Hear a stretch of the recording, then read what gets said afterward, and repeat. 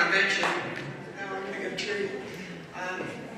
When Jolene had that accident in 2014, she had a severe concussion. Was experiencing no problems before that. And she started, we went to the doctor. They said concussion. They kept her out of work 6 months. And she worked her tail off to try to get well. But then we realized that she was not able to use the phone like she could. She wasn't able to use the computer. So she finally retired. And I say, we changed our diet. When we were diagnosed with dementia in 17, and then she took that Montreal test again in 18, and we were called by the Danbury neurologist to come in. So she said, why do we have to go there? I said, well, I think they're going to talk about your test. So we went there, walked in, and when I saw the doctor walk into the room, I knew we were in trouble. And he said, come on with me. So we went in the room, and he says, based on your test last year, we diagnosed you with dementia. Based on your test 3 weeks ago, we diagnosed you with Alzheimer's disease. Do you have any questions? I said, yeah, we got plenty of questions. I said, what can we do? And he said, well, she can take donepezil and Aricept, and you can go get a support group. There's a good one in Ridgefield. I said, that's it? I said, what about Dr. Scherzay, Dr. Bredesen? What I've read over these last couple of years, nutrition, music, exercise, meditation, prayer. There's lots of things we can do, right? The guy said, and supplements. I said, I heard also supplements. And he said, well, everyone's trying to sell you something. I swear I nearly slapped him. That was the last time we saw Danbury Neurology. We went to Yale New Haven.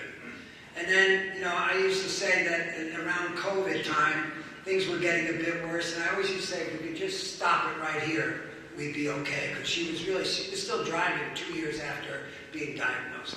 But then it got worse.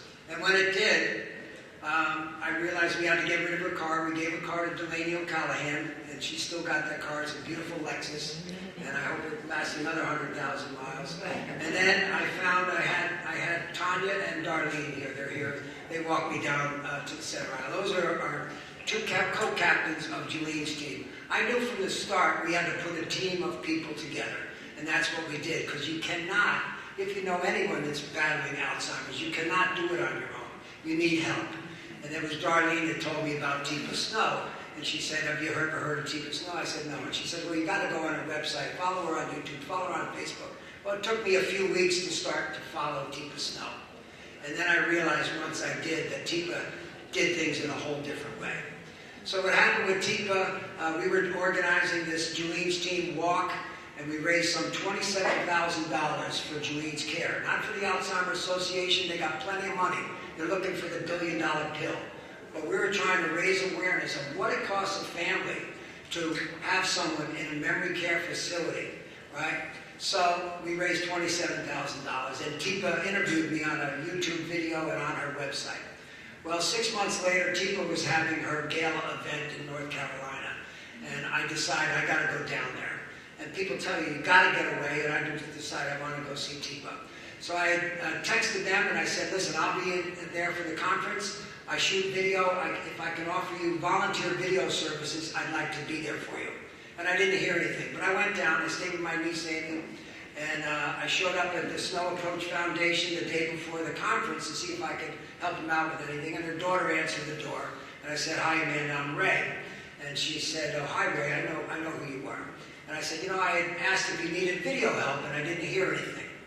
And she just went like this. Her chin dropped. And I said, what is it, Amanda? And she says, well, Ray, our videographer is stuck in Germany. She was supposed to fly home through Iceland. We have no videographer. And I said, let me tell you something. Now you got one, and you got a good one. And I shot about 26 hours of video at Teepa's conference. There was 350 people at the conference and another few hundred online. And when Teepa spoke, she said, you don't have to take notes. Everything will be on our website. So I shot for 3 days, and at the end of the conference, they had a gala event, which the next gala event is this coming Saturday. I'm going down to receive an award from Teepa in the name of Jolene and I. But at the gala event, I said to Teepa, I tapped in, and they had a bluegrass band, and I tapped in on her little grandsons. I said, let me dance with you, Grandma. And I danced with Teepa, and I said, Teepa, I said, I got to leave after dinner, but I hope the next time I see you will be in Bethel, Connecticut. Because Teepa trains care helpers and care facilities. She has this thing called positive approach to care. And I felt strongly that if I could get her to Bethel and train the facility that Jolene was in, as much as the facility was beautiful and treating us well, I knew that we needed better care. So I left North Carolina, I came home, and on Monday morning I got a call from Teepa's secretary. Said, Ray, Teepa loves your video. She'd like to come to Bethel. And I said, well, let me check with Maplewood, and I'll see when they can do it. And her secretary, Polly, says, Ray, you don't understand. Teepa has 5 days next year. 5 days open next year, May 7th and 8th. So we wound up having Teepa come up on May 7th. I offered to pick her up at LaGuardia Airport. She said, don't worry about it. She rented a car, drove up to Danbury, stayed at the hotel, showed up at Maplewood 8 o'clock in the morning. She presented the staff, then she did an hour on each floor. She did a half-hour one-on-one with Jolene. And she had to test her skills to break through. We have video where it took her about 20 minutes, and all of a sudden they were smiling and happy. And I talked to Maplewood afterwards, and I said, you know, you got to use this. You got to do this, right? Well, she charges, a fee, but it's very reasonable. But we sat at dinner, Teepa and I, with the Maplewood leadership, and I said, we're talking, and the executive guy, the vice president of Maplewood, said to Teepa, he said, Teepa, what a wonderful day. I said, well, we'd love to use you, but it's very expensive. Well, she charges less than what Jolene's fees for 2 months were at the facility, right? So he said to her, he says, what happens if we train our people and they leave? And Teepa looked at her and says, what happens if you don't train them and they stay? And we watched that. They never did hire her.